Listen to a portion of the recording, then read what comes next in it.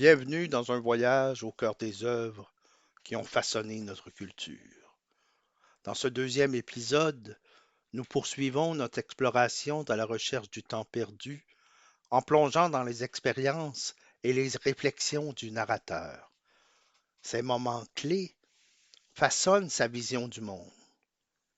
Entre la figure paternelle, la vie mondaine insoupçonnée de ses parents et les subtilités des interactions sociales, l'enfance apparaît comme un terreau fertile pour la mémoire et l'introspection.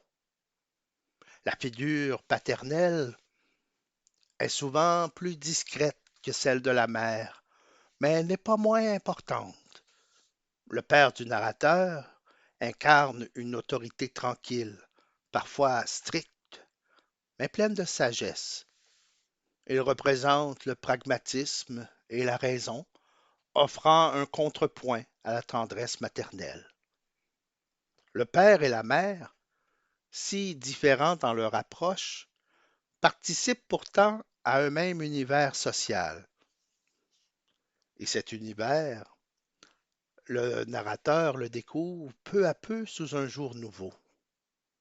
Pour le jeune narrateur, ses parents apparaissaient au départ comme simples et réservés, mais il découvre bientôt qu'ils mènent une vie mondaine insoupçonnée, faite de visites, de discussions élégantes et de relations sociales. Cette révélation élargit son regard sur eux. Ses parents ne sont pas uniquement des figures familiales, mais aussi des acteurs dans un monde plus vaste. Cette découverte l'amène à réfléchir sur le rôle de l'apparence et des interactions dans la société. Dans ce contexte, le narrateur réalise à quel point la vie sociale est façonnée par les perceptions extérieures. Notre vie sociale est une création de la pensée des autres, remarque-t-il, soulignant que les jugements, les impressions et les attentes jouent un rôle central dans nos interactions. Cette réflexion, à la fois simple et profonde, est une clé pour comprendre les mondanités qui l'entourent. Ces réflexions trouvent une résonance particulière dans les lieux qu'il fréquente avec sa famille.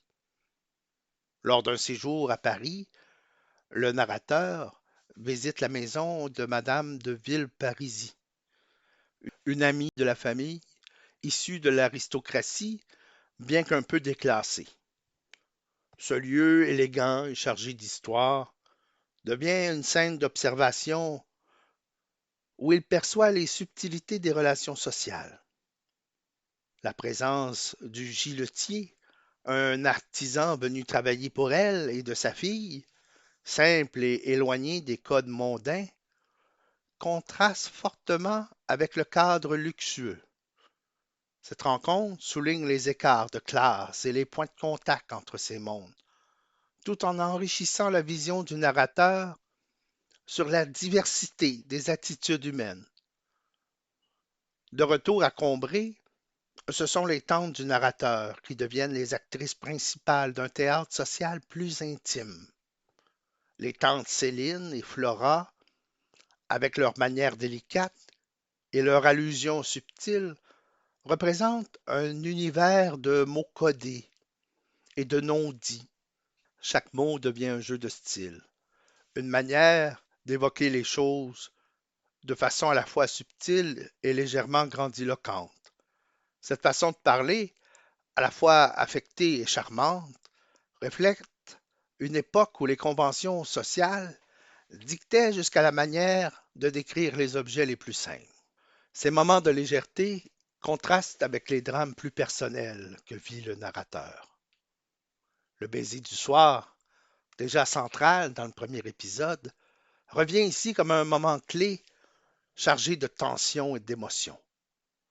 Ce soir-là, Swann est invité et sa visite bouleverse la routine familiale. Le narrateur, qui attend impatiemment que sa mère l'accompagne dans sa chambre pour le baiser rituel, observe avec angoisse la conversation qui s'éternise dans le salon. Malgré son désir, il comprend qu'il ne peut pas interrompre les adultes. Et lorsque son père, plus sévère, lui ordonne d'aller se coucher seul, c'est une véritable déchirure. Ce rituel si rassurant, ce geste qui lui apporte la certitude d'être aimé, lui est soudain retiré. Privé de ce moment, il ressent un vide immense, une angoisse presque insupportable. Ce manque réveille en lui une solitude profonde, une fragilité universelle que beaucoup peuvent reconnaître. C'est dans cet instant d'abandon qu'il se confronte à lui-même, notamment en montant l'escalier seul et sans consolation. Obéissant à la demande de son père, le narrateur quitte le salon et commence à monter l'escalier qui mène à sa chambre. Mais cette montée, qu'il accomplit d'ordinaire avec le réconfort de la présence de sa mère, devient une épreuve presque tragique. Chaque marche est alourdie par son isolement et sa tristesse. Dans l'obscurité et le silence, cet escalier prend une dimension symbolique. Il représente non seulement la séparation physique entre lui et sa mère, restée en bas avec Swann, mais aussi une séparation émotionnelle. Pour l'enfant qu'il est, cet instant devient un moment d'apprentissage douloureux. Il réalise que l'amour de sa mère, bien qu'immense, peut être inaccessible à certains moments, sacrifié aux obligations sociales ou familiales. Chaque pas qu'il fait vers sa chambre amplifie son sentiment de solitude, transformant ce geste quotidien en une véritable traversée émotionnelle. Ce silence et cette absence marquent un tournant dans sa compréhension du monde. Il découvre que même les liens les plus intimes sont parfois soumis à des contraintes extérieures. Pourtant, même dans ces instants de solitude, il trouve des guides inattendus. Françoise, la servante dévouée, est une figure mystérieuse aux yeux du narrateur. Son comportement et ses expressions traduisent un univers de règles implicites, de coutumes parfois incompréhensibles pour un enfant. Mais à travers elle, il apprend aussi des leçons sur la vie, le dévouement et l'importance des gestes du quotidien. Ses interactions avec Françoise l'aident à construire son regard sur les relations humaines, tout comme sa relation avec Swann. La figure de Swann prend ici une dimension plus intime. Le narrateur, en observant cet homme complexe et fascinant, commence à percevoir les nuances des émotions et des silences. Swann devient pour lui une énigme vivante, une figure à la fois proche et insaisissable, qui intrigue autant qu'elle inspire. À travers ses gestes, ses paroles retenues et ses regards lointains, Swann lui ouvre une porte vers un monde d'adultes plus mystérieux, fait de désirs, de regrets et de dilemmes. Pour le narrateur, Swann incarne l'idée que la vie est faite de zones d'ombre, de sentiments cachés et de vérités difficiles à exprimer. Ces observations enrichissent son éducation autant que les conversations des adultes. Dans cet univers familial et social, le narrateur reçoit une éducation unique. Les conversations des adultes, les silences et même les non-dits deviennent des leçons précieuses. Chaque détail participe à sa formation intellectuelle et émotionnelle. Une conversation entre ses parents après une visite de Swann laisse une forte impression sur le narrateur. Ces mots, qui semblent au premier abord anodins, révèlent les subtilités des relations et les jugements implicites des adultes. C'est une porte ouverte sur les contradictions et les mystères de la vie sociale.